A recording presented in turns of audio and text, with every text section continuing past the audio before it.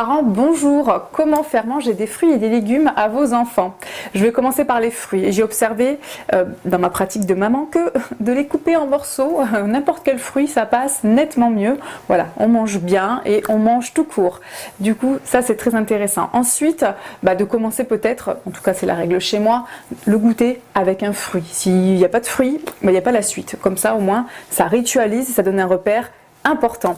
Un petit jus de fruits frais, des compotes, voilà. On peut enrichir tout ça et varier aussi les fruits puisqu'il y en a de manière innombrable. Ensuite, on va passer aux légumes. Là, c'est un peu plus compliqué. Premier conseil, avoir un potager. Alors, tout le monde ne peut pas en avoir un. Du coup, j'enchaîne avec le deuxième. Allez dans les cueillettes avec vos enfants pour qu'ils puissent voir comment pousse une fraise, les carottes, bref, j'en passe. Du coup, ils vont pouvoir se rendre compte du temps, du processus aussi, ça germe, ça pousse, voilà, cueillir un maïs, comment ça se manifeste, comment ça se cueille, comment on fait pour enlever le fruit ou le légume sans tout arracher. Voilà, ça c'est très intéressant. Troisième conseil, cuisiner avec eux, ça va leur permettre justement d'activer leur sensorialité et aussi de déguster les plats qu'ils auront fait, ça va leur donner satisfaction, voilà, une bonne image d'eux et c'est très gratifiant aussi de se rendre compte qu'on est un peu autonome et qu'on peut se nourrir, voilà, comme les grands.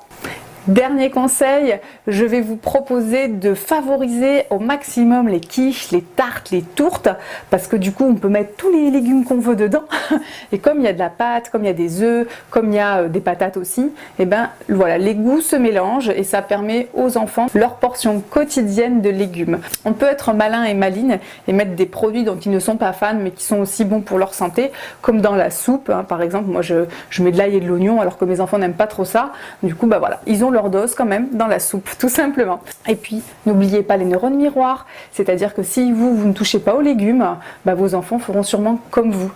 Et j'ai pu observer que les familles qui avaient complètement enlevé de leur alimentation les légumes, pour les réintégrer, c'est beaucoup plus compliqué. Donc j'aurais tendance à vous donner comme conseil de garder le cap de l'alimentation équilibrée et aussi de leur rappeler les vertus des légumes, tout simplement. Même dès 2-3 ans, ils sont en capacité de comprendre que les légumes, il y a des vitamines, que c'est bon pour notre corps, que c'est comme ça qu'on grandit et que telle vitamine sert à telle chose. Voilà, n'hésitez pas à faire un petit cours de nutrition à vos enfants, ils seront ravis de savoir pourquoi vous leur demandez certaines choses. Je vous remercie d'avoir écouté, n'hésitez pas à vous abonner à ma chaîne YouTube, je vous dis à bientôt.